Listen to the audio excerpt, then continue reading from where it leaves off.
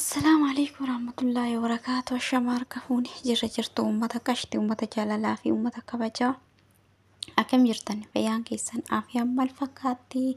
الحمد لله رب العالمين نبي وندم تويو بريد راسين برس أكبريدة تات أبدين كابا obboleewwan kiyya hordoftootaa fi taajabtootaa fi akkasumas dinqisiifattoonni koo hundumti keessanuu akkam jirtan fayyaa keessanii nageenya bakkuma jirtan lafuma jirtanitti gaaraaf laggeen qaxxaamuree isin bira naaf haa ga'u lammii ta'u isiniin jedha galatoomaa ulfaadha kabajamaadha. Egaa akka yeroo kamiyyuu viidiyoon gadhiisu laayikii gochuu hin dagatinaa laayik sheer gochuudhaan na bira dhaabbadhaa koomiif qeequmsa qabdan koomentii jala naaf kaayaa isiniin jecha obboleewwan kiyya guyyaa hundumaayyuu lammiin keenya keessattuu shamarran mana namaa jirru imimmaan keenya irraa qoolu dorsifni homaa wanti daraan cimee deemaara malee wanti nurraa an duubatti deebi'aa jiru hin jiru jechuudha. Mucayyoon tun obboleettiin teenatu akkuma argitanii obboleewwan kiyya biyya Joordaan keessa jirti. Biyya Joordaan keessatti hedduu rakkattee hedduu akka ukkaamamtee sagaleesii mee viidiyoo daqiiqaa muraasaa tana dhumarra isinii kaadhuma viidiyoo kanarratti dhageeffadhaadha. Joordaan keessatti madaamiin balbalatti cufuudhaanii si ajjeesaa eenyu geettu asitti si argaa asiillee baatee eessa baagee deemtaa naan jettee si ajjeesettee natti dhaadataa jirti na qaqqabaa bilis ijoollee Oromoodhaa naa birmadhaa sagalee naa ta'a imbaasii naa bilbilaa ani bilbiluullee bilbila amma sagalee kiyya yoo dhageefte narraa fuutii sodaadhee halka hin rafuu gadi hin ciisuu balballi kee cufaa waan hin qabneefi sajjeesettee natti dhaadataa jirti lammii koo naaf birmadhaadha itti akkanatti bohaartii sagalee isiirraa meeni dhageettanii obboleewwan kiyya asirratti nasihaan takka wanti isinii dhaamuu barbaadu maal seetanii gaafa biyya namaa dhuftanii jettanii hammana miidiyaa eega fayyadamtan ta'ee lakkoofsa poolisaa fudhadhaa. Lakkoofsa poolisaa fudhadhaa. Lakkoofsa imbaasiis barbaada. Gaafa isinii dukkanaa'e qofa osoo hin taane of eeggannaadhaaf lakkoofsa poolisaatii fi lakkoofsa imbaasotaa yookaan nama imbaasii si qaqqabsiisuu danda'u nama ani biyya san keessa ture nama sagalee uummata ijoolleedhaaf birmatuu danda'u tokko lakkoofsa isaa bira qabadhaadha. Yeroo marakkattan qofa gadi baatanii dubbachuu osoo hin taane gabbaatanii dubbachuu rakkoo qabu isinii jechuu koo osoo hin taane ijoollee walquba qabaadha. Nama fakkeenyaa fi biyya Joordaan keessa gannat mucayyoota san jechuudha gannii jechuudha. Ganniin ijoollee rakkattee hedduu bira dhaabbataa jirti. Biyya Joordaan irra tartee jechuudha. Biyyoota biraatti illee ijoollee rakkoo nama bira dhaabbataa jiru. Akkasuma baay'ee lalakkaamee dhumu jechuudha maqaa isiidhaa ganniidhaa malee. Fakkeenya tokkokkii kanarra eega jiraatte lakkoofsa gannii itti dhiyaadhu fudhadhu guyyaarraa laayivii seentii gestii seenii haasofsiisii irraa fudhadhu. Akkasumas fakkaattota isiidhaa nama sagalee miidiyaa kanarra ta'anirraa lakkoofsa fudhadhaa bira kaayadhaa. Guyyaa kolfaaf gammachuun jirtu san walta'iinsi jirtu sanuu uf hin dagatinaa obboleewwan kiyya biliis nabseen abbaan inni hoggaan hedduu jedhan. Kanaadha obboleettiin teenyatuun haala hamaa keessa jirti. Karaa miidiyaa qabu hundaanuu sheer godhaan jira'anii jechuudha. Biliis isinillee keessaa hundi keessanuu sheer walii gochuu hin dagatinaadha. Lakkoofsa isiidhaa hin qabu koomentii barreesseef hin jira onaa deebistuu ta'e namoonni baay'eellee barreessaniif jiranii absheer jedhaanii jiranii sin dubbisnaa namoonni jedhaanii jiran jiru. Innaa kanaaf obboleewwan kiyya of eeggannoo taasisaa guyyaa gaddi nurra ga'e qofa osoo hin taane guyyama laal gammachuun jiru guyyama walta'iinsi jiru sanuu of eeggannoo lakkoofsa nama daddabe saffisaa rakkoo akkanaa yoo ta'e si bilbilee rakkoo furmaata si laachuu danda'u lakkoofsa isaa biraan dhabinii jechuudha obboleessa kiyya obboleettii tiyyaa rabbi sinaa tiksu wallahi hedduu nama gaddisiisa. Kan biyya namaa mana namaa keessattuu shamarran teenyaa ta'aa jirtu.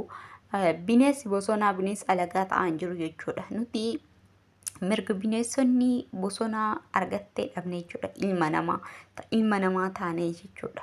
yaa homaa miti. Kana hundumaayyuu gaafa biyya keenya irraa tarkaanfannee baanu kun hundumtu akka nu mudatu akka kun hundumtu rakkoof gammachuuf dhiphinni illee akka jiru sammuu keenya amansiifnee waan biyya irraa baaneef homaa gochuu hin dandeenyu. Garuu hamma dandeenyeeni miidiyaa kanarratti namoota walitti dhiyaachuu, namoota rakkoo furuu danda'u, namoota si qarqaaruu danda'u walitti dhiyeenya uumuun dirqama keetii jechuudha. Obboleessa kiyya obboleettiitii keessattuu shamarran kan miidhamu jechuudha.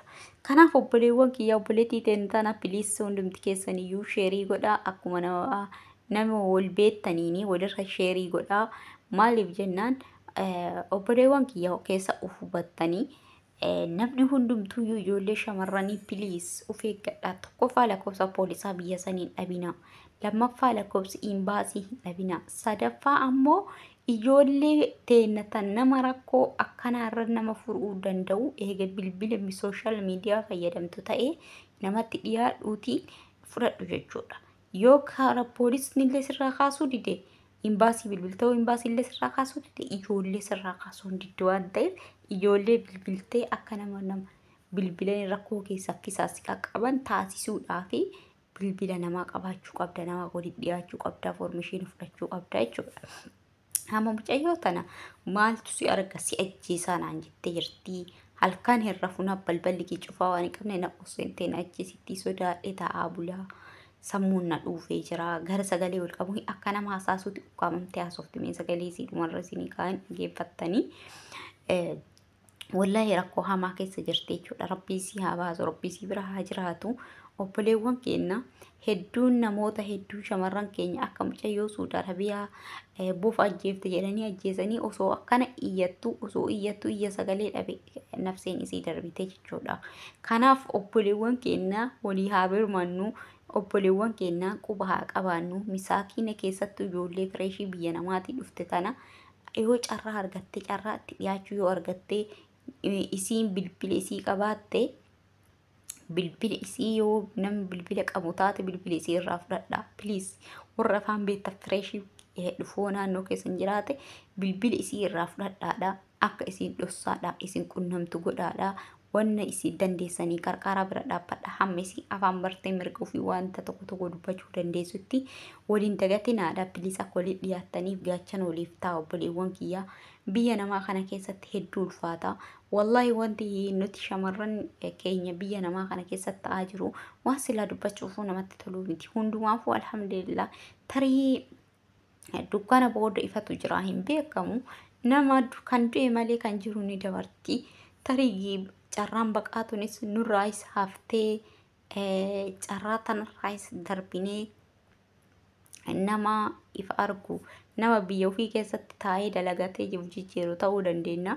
Hin beekamu waan ta'eef obboleewwan kiyya hundi keessanuu akka amantaa keessaniitii hunda keessanuuyyuu obboleettii teenya tanaaf du'aayii godhaafi du'aayii kadhadhaafi du'aayii furtuu waa hundaati.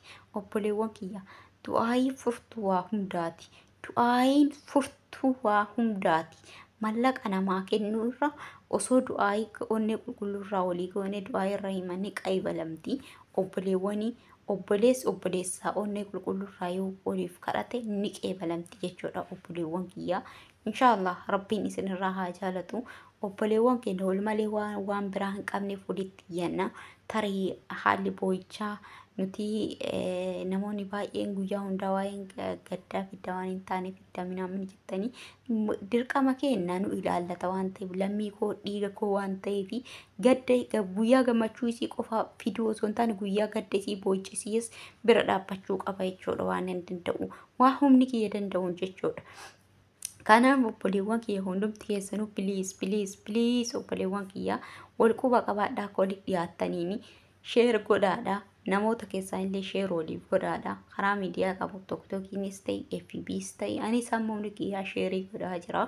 Yoo argan ta'e tarii yoo namni beeku ta'e yoo suuraa isii illee arganii namni beekullee jiraatee dhaqanii bilbilaniif tarii maatiin argee bilbiluudhaaf lakkoofsa namaa wal qunnamsiisuu danda'a. Karaa itti furmaan argamu hin beekamu waan ta'eef amma itti furmaata argamu miilaan deemtee osoo hin taane sooshaal miidiyaadha.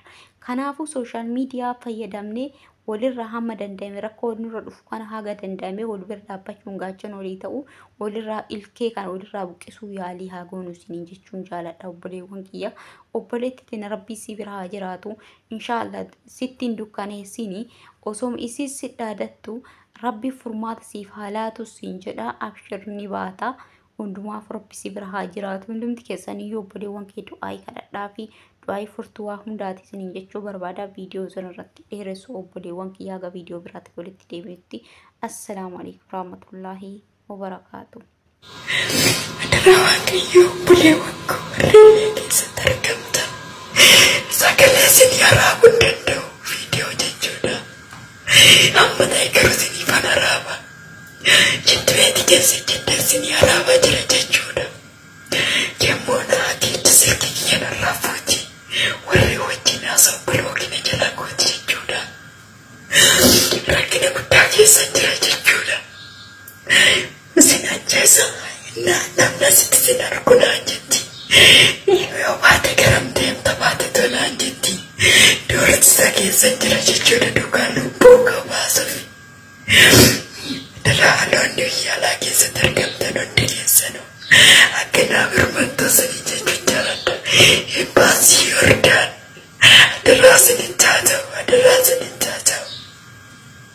Hundumti keessan bishaan naa godhaa adaraa Waaqayyo. Adaraasin hin taata'u. Lubbuu koo baasuun nagaaddi jechuudha. Hirribaan qabu.